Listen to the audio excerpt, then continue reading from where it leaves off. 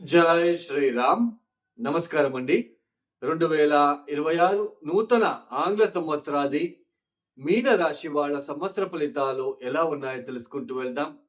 ఈ సంవత్సర ఫలితాలు అనేది దీర్ఘకాలికంగా ఒకే రాశిలో సంచారం చేసే ఈ శని, గురు, రాహు, కేతు ఈ 4 గ్రహాల ఆధారాన్ని బట్టి మనం ఈ సంవత్సరం ఈ రాశి వాళ్ళకి ఇలాంటి ఫలితాలు వస్తున్నాయని చెప్పుకోవడం జరుగుతుంది. ఈ 2026 సంవత్సరంలో ఈ 4 గ్రహాల రాశి మార్పులు ఏదైనా ఉందా? ఈ రాశి మార్పుల వలన ఈ మీన రాశి వాళ్ళ పరిస్థితులు ఏంటో తెలుసుకుంటూ వెళ్తాం. ముఖ్యంగా 2026 సంవత్సరంలో ఈ శని రాశి మార్పు అయితే ఉండదండి. శని 2026 సంవత్సరంలో ఈ సంవత్సరం మొత్తం మీన రాశిలోనే సంచారం చేస్తూ ఉంటారు.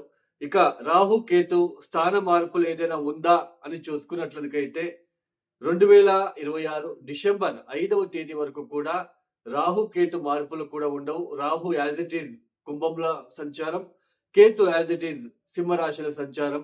అయితే 2026 డిసెంబర్ 5వ తేదీ తర్వాత రాహు మకరంలోకి ప్రవేశిస్తారు, కేతు కర్కాటక రాశిలోకి ప్రవేశిస్తారు.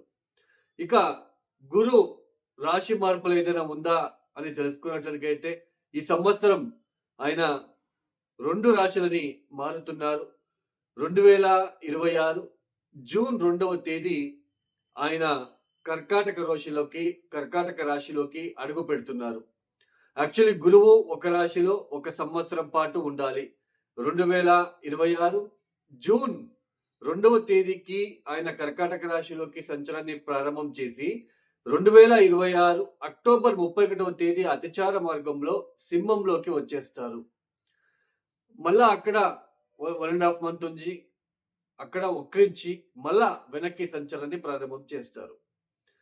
ఏదైతే ఈ గురుగ్రహ మేజర్ ట్రాన్సిషన్ ఉందో, రాశి మార్పు ఉందో, ఈ రాశి మార్పు వలన మీన రాశి వాళ్ళకి చూడండి, ఈ రాశి ఫలితాలు అనేది చూడండి, మీన రాశిలో లక్షల మంది ఉంటారు. అందరికీ ఒకేలాగా ఉండదు. ఇప్పుడు కర్కాటక రాశిలోకి గురువు ప్రవేశిస్తున్నారు. ఈ కర్కాటక రాశిలో అష్టకవర్గ బిందువులు ఎన్ని ఇచ్చారు మీ జాతక రీత్యా అది తెలుసుకుంటే అప్పుడు మనకి గురుగ్రహ ఇచ్చే ఫలితాలు అనేది తెలుస్తుంది. అందులోన మన జాతక రీత్యా దశాభుక్తులు ఏం జరుగుతుందో అది చాలా ఇంపార్టెంట్. ఈ రాశి ఫలితాలు అనేది కేవలం ఒక 30% మాత్రమే మనం కౌంట్ కి తీసుకోవాలి. ముఖ్యంగా ఈ మీన రాశి వాళ్ళు జన్మశనితో బాధపడుతూ ఉన్నారు. చంద్రుడు ఉన్న స్థానంలోకే శని అనేది రావడం అనేది, శని లాంటి గ్రహం రావడం అనేది మానసికంగా ఇబ్బందులు ఉంటాయి. అలానే శారీరకంగా అలసట, అలానే రోజువారీ కార్యక్రమంలో సడన్ చేంజెస్ ఉంటాయండి. సడన్ చేంజెస్ ఎలా ఉంటాయి?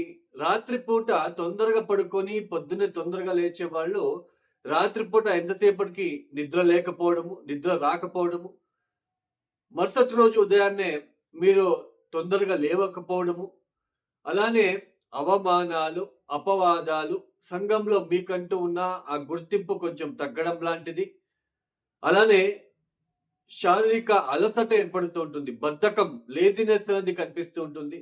ఉద్యోగంలో సడన్ చేంజెస్ అనేది కనిపిస్తూ ఉంటాయి. ఉద్యోగం పోతుందేమో అనే భయము, అలానే ఉద్యోగంలో మీ కింద పనిచేసే వాళ్లతో ఇబ్బందులు, ఒడదొడుకులు, భార్యాభర్తల మధ్య సఖ్యత లేకుండా ఉండడము, ఇలాంటివన్నీ మీరు చూస్తూ వస్తున్నారు. ఈ 2026 ప్రారంభంలో అంటే జనవరి, ఫిబ్రవరి, మార్చ్, ఏప్రిల్, మే, జూన్ 2వ తేదీ వరకు కూడా అటు ఇంట్లోనూ అంటే గృహంలో, ఇటు ఉద్యోగ పరంగా కూడా ఒత్తిడులు ఎక్కువగా ఉంటాయి. మిమ్మల్ని కించపరిచే వాళ్ళు ఎక్కువగా ఉంటారు.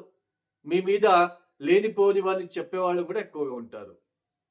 ఈ జన్మశని లాంటి ఏలాంటి శని వచ్చినప్పుడు ఇక్కడ ఎలా ఉంటుంది అంటే ఏదైనా సరైన పూజలు చేసుకోవడానికి కూడా వదలదు. రోజువారీ కార్యక్రమంలో మార్పులు వస్తాయండి. మార్పులు, సడన్ చేంజెస్. అరే నేను నిన్నటి వరకు బాగా పూజ చేసుకుంటూ ఉండేవాడిని, ఎందుకో పూజ చేసుకోవడానికి మాకు మనస్సు రావట్లేదు, చాలా ఇబ్బందిగా ఉంది. ఇలాంటివి మీరు చూడవచ్చు. విద్యార్థులు కూడా చదువుల పట్ల వెనక్కి పడిపోవడము, చాలా స్ట్రెస్‌కి గురి అవ్వడము, అలానే 12వ స్థానంలో రాహు ఉండడం అనేది చెడు వ్యసనాలు, ఖర్చులు పెరగడము, చెడు అలవాట్లకి ఖర్చులు పెరగడము, ఇలాంటివన్నీ చోటు చేసుకునే ఆస్కారాలు ఉంటాయి మీనరాశి వాళ్ళకి. అయితే 2026వ సంవత్సరంలో జూన్ 2వ తేదీ ఎప్పుడైతే గురువు గారు కర్కాటక రాశిలోకి అడుగు పెడుతున్నారో అప్పటి నుంచి అక్టోబర్ 31వ తేదీ వరకు కూడా గురువు గారి దృష్టి మీ జన్మరాశి మీద పడుతుంది కాబట్టి పంచమ స్థానంలోకి గురువు ఎగ్జాల్టెడ్ అంటే ఉచ్చ స్థానంలోకి వస్తున్నాడు కాబట్టి చాలా అంతవరకు పాజిటివ్ ఇంపాక్ట్ చూపిస్తుంది. Sudden changes in your life, sudden changes like growth అనేది కనిపిస్తుంది. ముఖ్యంగా ఆ అలసట తగ్గడము, అవమానాలు తగ్గడము, మీకంటూ ఒక మంచి గుర్తింపు రావడము, అలానే వ్యాపార అభివృద్ధి కోసం చేసే ప్రయత్నాలలో సఫలీకృతం అవడము, సక్సెస్ అవడము, సంతానం లేని వాళ్ళకి సంతానం సూచించే ఒక సమయం అని చెప్పవచ్చు. అలానే ముఖ్యంగా పెళ్లి కాని వాళ్ళకి కూడా వివాహం ఏర్పడే సూచనలు కూడా ఉంటాయి. ఇట్స్ డిపెండ్స్ ఆన్ దశాభుక్తి. మీ జన్మజాతకంలో ఉన్న దశాభుక్తి అష్టకర్గ బిందువులు కూడా మనం కౌంట్ చేసుకోవాలి. మీకంటూ సంఘంలో ఒక మంచి గుర్తింపు లభిస్తుంది అండి. ఆదాయంగా అంటే ఆర్థిక విషయాల్లో అస్సలు ఇబ్బందులు ఉండవు. ఆర్థికంగా కొంచెం మెరుగుదల కనిపిస్తూ ఉంటుంది. చాలా వివేకంతో ఆలోచిస్తారు. పనులను కూడా కంప్లీట్ చేసుకొని సక్సెస్ సాధిస్తారు. 2026 June, July, August, September, October 31వ తేదీ వరకు కూడా చాలా అంతవరకు మంచి ఫలితాలే వస్తున్నాయని తెలుసుకోవచ్చు. పెళ్లి కాని వాళ్ళకి పెళ్లి అవ్వడము, ఉద్యోగంలో ఉన్న ఆ స్ట్రెస్ తగ్గడము, వ్యాపార అభివృద్ధి కోసం చేసే ప్రయత్నాలలో సఫలీకృతం అవడము, బిజినెస్ లో గ్రోత్, హోటల్ బిజినెస్ చేసే వాళ్ళకి కూడా చాలా బాగుంటుంది. Real estate, construction, main construction రంగంలో ఉన్న వాళ్ళకి ఇది చాలా ప్లస్ గా ఉంటుంది. ఎందుకంటే ఆయన దశమాధిపతి పంచమ స్థానంలోకి ఎగ్జాల్టెడ్ పొజిషన్ లోకి వస్తున్నాడు. ఇది చాలా మంచి సమయం అనే చెప్పవచ్చు. చాలా మీనరాశి వాళ్ళకి ఇన్ని రోజులు ఇబ్బందులు పడుతూ వస్తున్నారు. కొంచెం డిస్టర్బెన్సెస్ తగ్గి మీకంటూ ఉన్న ఒక పాజిటివ్ వేని క్రియేట్ చేసుకోవడానికి ఇది మంచి సమయము. చాలా పాజిటివ్ గా ఉండబోతుంది ఈ మీనరాశి వాళ్ళకి. రైతులకి కూడా పంట దిగుబడి రావడము, పంట మంచిగా చేతికి అందడము, విద్యార్థులు చదువుల పట్ల ఆసక్తి చూపించడము, మంచి మార్కులు తెచ్చుకోవడము, ఇలాంటివన్నీ కూడా చోటు చేసుకుంటాయి. మీరు గురుబలం అంటూ ఉంటారు కదా. ఇప్పుడు ఈ సంవత్సరం 5 మాసాలు మాత్రమే గురుబలం ఉంటుంది. June, July, August, September, October 31వ తేదీ వరకు మాత్రమే గురుబలం ఉంటుంది. సో గురుబలం అనేది టెంపరవరీ, తాత్కాలికం. జాతకంలో ఏదైనా మనకి డిస్టర్బెన్స్ ఉందా, జాతకంలో ఏదైనా నెగిటివిటీ ఉందా, దశాభుక్తిలో ఏదైనా నెగిటివిటీ, మంచి దశాభుక్తి లేకుండా కొంచెం నెగిటివ్ వేలా ఉంటుంది అంటే, సో జాతకరీత్యా దశాభుక్తి బాలేదు అన్నప్పుడు ఈ గురుబలం అనేది సహాయం చేస్తుంది. ఒకవేళ దశాభుక్తి కనుక బాగా ఉంటే ఇది కూడా ఇంకా ప్లస్ అవుతుంది. సో మీనరాశి వాళ్ళు తప్పనిసరిగా ఈ జన్మ రాశిలో శని వచ్చినప్పుడు కాలభైరవేశ్వర గాయత్రి మంత్రం అని వస్తుందండి.